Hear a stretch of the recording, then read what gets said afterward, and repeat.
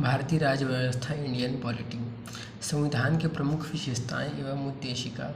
हर संविधान का एक दर्शन होता है। भारत के संविधान का भी एक दर्शन है जो जवाहरलाल नेहरू द्वारा प्रस्तुत उद्देश्य प्रस्ताव में निहित है। यही उद्देश्य प्रस्ताव संविधान की प्रस्तावना प्रियम्बल का आधार बना और इसी ने संपूर्ण संविधान के दर्शन को मूर्त रूप प्रदान किया। उद्देशिका या प्रस्तावना को संविधान की आत्मा भी कहा जाता है। संविधान सभा के गठन का विचार सर्वप्रथम वामपंथी नेता एम.एन. रॉय द्वारा 1934 में रखा गया था। संविधान की उद्देशिका।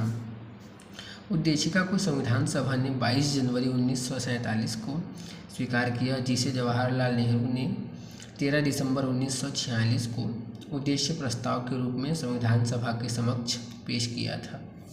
प्रस्तावना या उद्देशिका।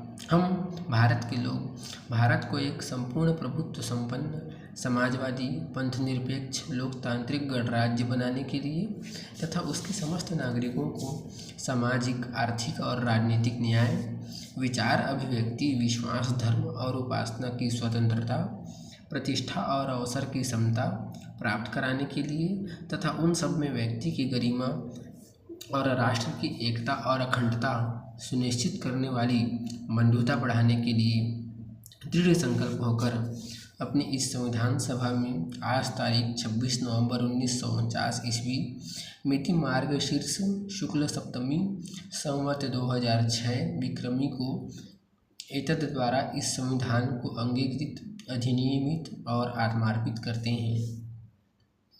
उल्लेखनीय है कि प्रस्तावना संविधान का भाग तो है, परंतु संविधानों के अन्य भागों से स्वतंत्र होकर इसका कोई विधिक प्रभाव नहीं है, अर्थात स्वतंत्र रूप से प्रस्तावना प्रवर्तनीय नहीं है। भारतीय संविधान सभा द्वारा 26 नवंबर 1949 को स्वीकृत, अंगीकृत व अधिनियमित हुआ था, जबकि 26 जनवरी 1950 से पूर्ण भारतीय संविधान लागू हुआ था। संविधान को 26 जनवरी के दिन लागू करने का निर्णय भारतीय राष्ट्रीय कांग्रेस के द्वारा लाहौर अधिवेशन दिसंबर 1929 में की गई घोषणा तथा 26 जनवरी 1930 के दिन को पूर्ण स्वराज्य दिवस के रूप में मनाए जाने के कारण लिया गया। संविधान सभा का चुनाव अप्रत्यक्ष निर्वाचन पद्धति द्वारा हुआ था, जिसमें सामान्यतः प्रत्येक 10 लाख की जनसंख्या पर एक प्रतिनिधि चुना गया। संविधान सभा में कुल 389 सीटें, ब्रिटिश भारत से 296, देशी रियासत 93 थी, जिनमें ब्रिटिश भारत की सीटों में कांग्रेस को 208, मुस्लिम लीग को 73 व अन्य छोटे दलों को 15 सीटें प्राप्त हुई। संविधान सभा में कुल 15 महिलाएं थीं। संविधान की निर्माण प्रक्रिया में श्री बी.एन. राव को संवैधानिक सलाहकार नियुक्त किया गया तथा विश्व के लगभग 60 महत्वपूर्ण देशों के संविधान का अध्ययन किया गया। संविधान सभा की पहली बैठक 9 दिसंबर 1946 को तथा अंतिम बैठक 24 जनवरी 1950 को हुई थी। संविधान के फाइनल ड्राफ्ट को बनाने में 2 वर्ष 11 माह और 18 दिनों का समय लगा था। संविधान सभा में संविधान का प्रथम वाचन 4 से 9 नवंबर 1948, द्वितीय वाचन 15 नवंबर 1948 से 17 अक्टूबर 1949 तथा तृतीय वाचन 14 नवंबर से 26 नवंबर 1949 तक चला। संविधान सभा प्रतीक मुहर हाथी। एस.एन. मुखर्जी को संविधान सभा का मुख्य प्रारूपकार नियुक्त किया गया था। संविधान सभा के 7वें अधिवेशन में महात्मा गांधी को श्रद्धांजलि अर्पित की गई। भारतीय संविधान की मूल प्रतियों को हीलियम में रखकर सुरक्षित रखा गया है। भारतीय संविधान पूर्णतः हस्तलिखित है। इसे श्री प्रेम बिहारी नारायण रायजादा ने लिखा था।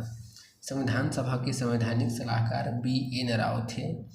संविधान के पृष्ठों हिंदी संस्करण को सजाने का कार्य शांति निकेतन के कलाकार नंदलाल बोस द्वारा किया गया।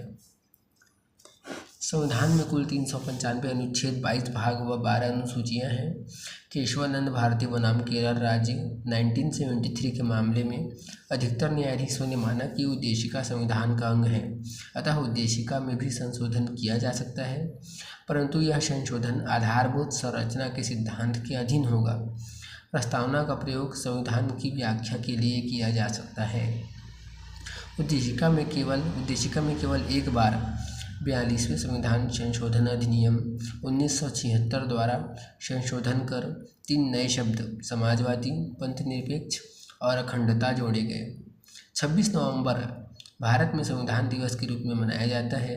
इसकी शुरुआत 2015 से हुई, क्योंकि यह वर्ष संविधान निर्माता डॉक्टर भीमराव अम्बेडकर के 125वें जन्म वर्ष के रूप में मनाया गया था। संविधान सभा द्वारा स्वीकृति 22 जुलाई 1947 राष्ट्रीय ध्वज तिरंगा, 24 जनवरी 1950 राष्ट्रीय गान जन गण मन, 24 जनवरी 1950 राष्ट्रीय गीत वंदे मातरम।